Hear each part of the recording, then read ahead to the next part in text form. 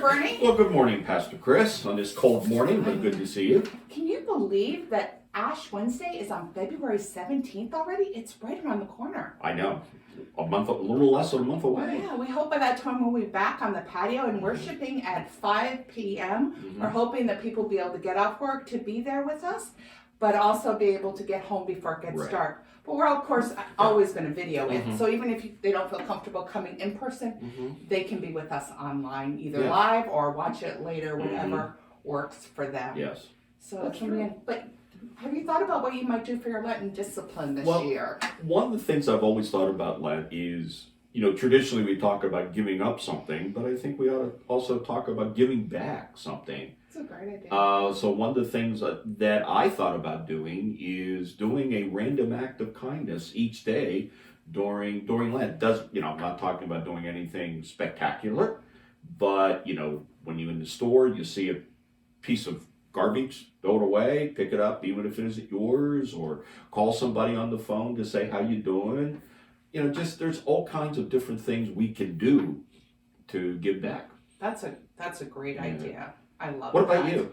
Well, I have thought about the many people who have impacted my life and have changed it. And I have had lots of people throughout the years I'm a pastor because of a pastor I had. And I thought about writing her a letter and telling her how she has impacted my life.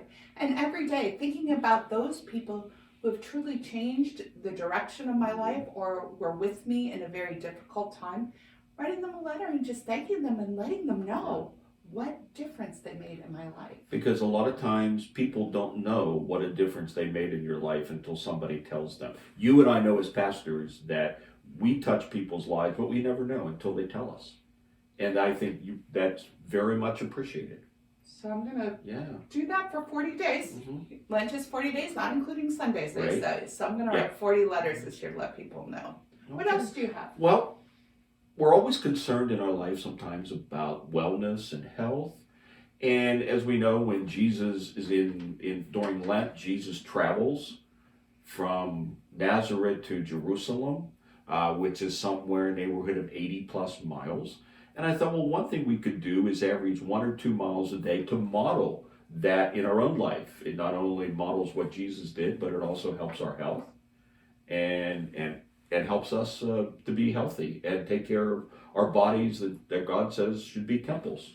And you put together a nice list of Bible verses that we could read before we go out and walk. Right. I thought that was great. You want to talk about those? Yeah, we have, what I put together is a listing of Bible studies primarily in the Gospel of Luke, in which it patterns where Jesus starts and where he ends up each day during our midweek services.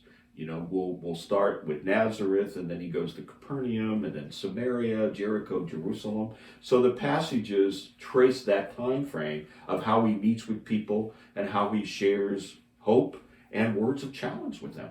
What a great idea. And so while we're walking, we can reflect on those passages. We can pray. Mind, body, and spirit all incorporated. We're called to be healthy in those ways. Right. I mean, there's all kind of ways people can be involved. Yeah.